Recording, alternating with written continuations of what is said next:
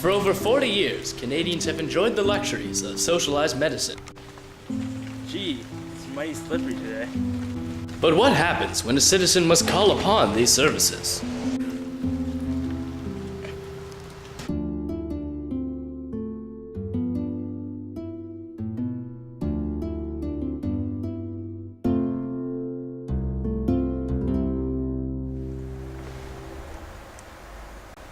What do Canadians think about healthcare? Well, I know what I think about healthcare. I value it as part of my society. It helps me stay well and safe. It keeps me from getting seriously ill and having to face the consequences of extreme prices. But what are the problems with this system that we value so much? Wait times. Canadian citizens are waiting more than 2 years for hip surgeries or knee replacements.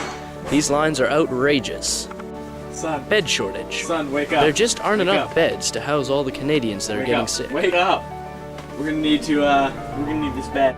Medical professional shortage. According to stats, there are 2.2 doctors for every 1,000 Canadians. That is below the international standard of 3 doctors for every 1,000. What has caused these problems with Canadian Medicare? An aging population. With so many people in Canadian society getting older, it's going to get harder and harder to care for them, with fewer and fewer tax dollars.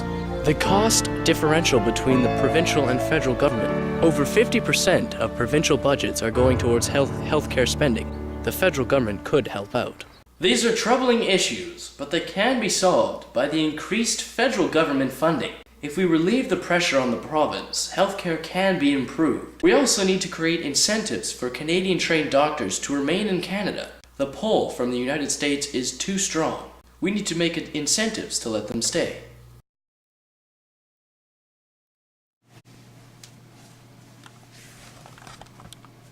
Well, here's a perfect example of how the Canadian healthcare system can work. There is hope for the future. Let us continue on to new and better and greater things for Canadian healthcare.